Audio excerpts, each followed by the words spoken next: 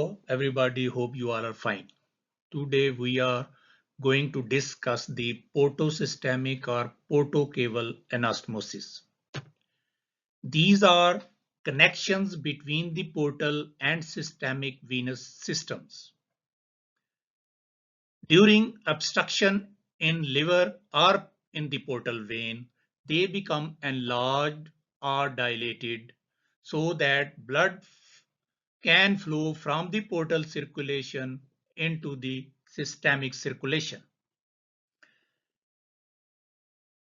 This bypass produces two effects. One is positive and the other is negative. The positive effect is that blood can bypass and reach the systemic circulation.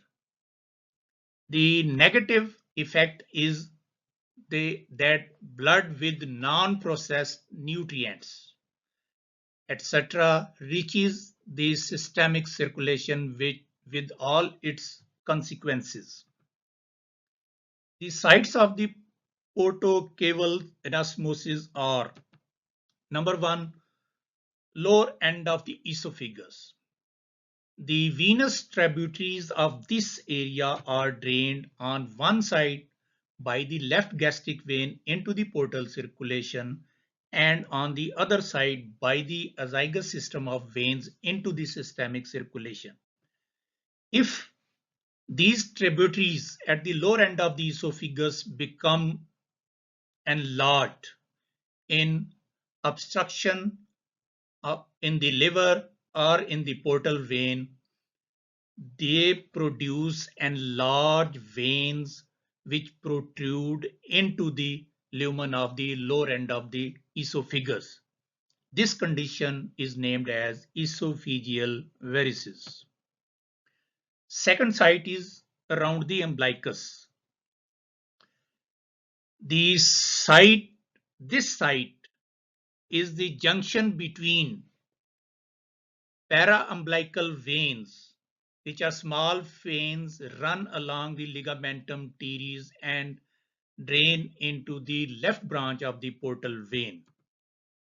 And on the other side, superior and inferior superficial epigastric veins, which drain into the systemic circulation. If these tributaries become enlarged at the site of junction, they produce a bunch of vessels on the sides of the umbilicus, which is named as caput medusae. Number three is lower part of rectum and upper part of anal canal. This area is drained on one side by the superior rectal vein through inferior mesenteric vein and splenic vein, the portal circulation.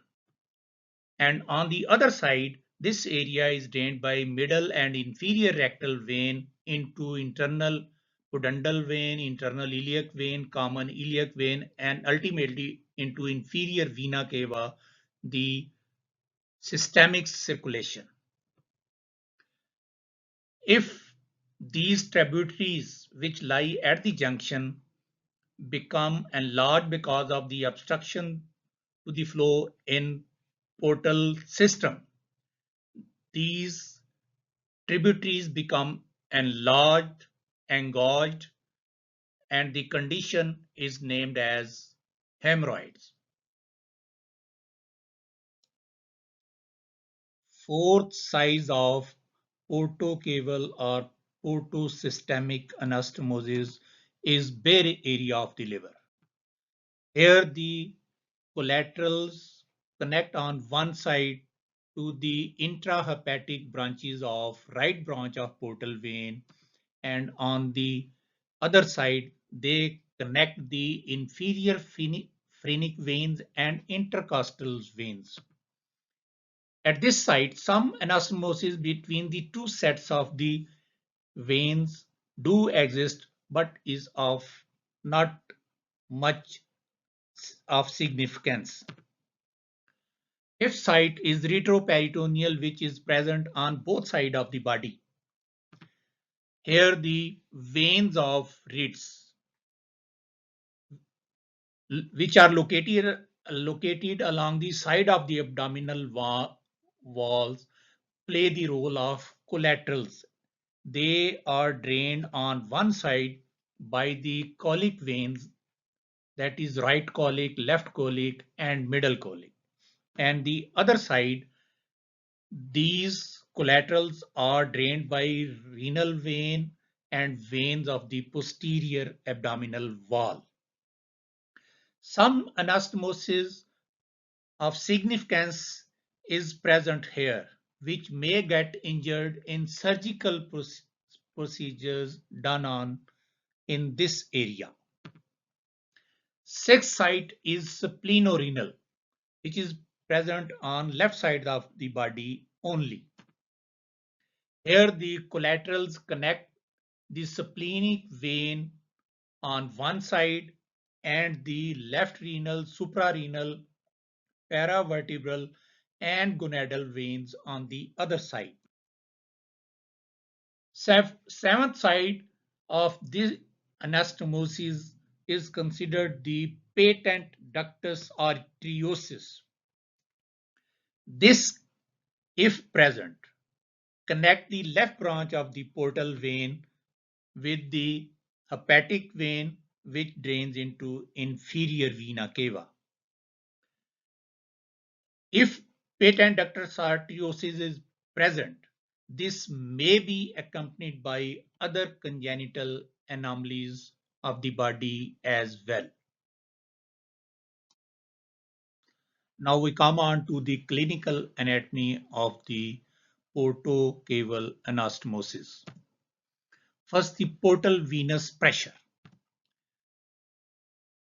Normally, in the portal vein, the pressure is about 5 to 15 millimeter of mercury.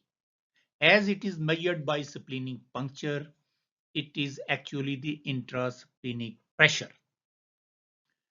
Raised portal venous pressure is termed as portal hypertension. The pressure when in the portal vein is more than 15 millimeter of mercury, it is labeled as portal hypertension. It is caused by number one, cirrhosis of liver because of intrahepatic causes. And number two, thrombosis of portal vein because of extrahepatic reasons. In cirrhosis of liver, there is fibrosis of the parenchyma basically, which leads to obliteration of the vascular bed because of the pressure produced by the fibrosis. Cirrhosis of liver leads to two effects. Number one, liver insufficiency, which is because of fibrosis of the parenchyma or decreased parenchyma. This leads to production of jaundice, which is because of elevated bilirubin level in the blood. And number two, it causes liver insufficiency causes encephalopathy, which is because of number one, unprocessed toxic nutrients. Number two, toxic substances produced during the catabolic process in the body.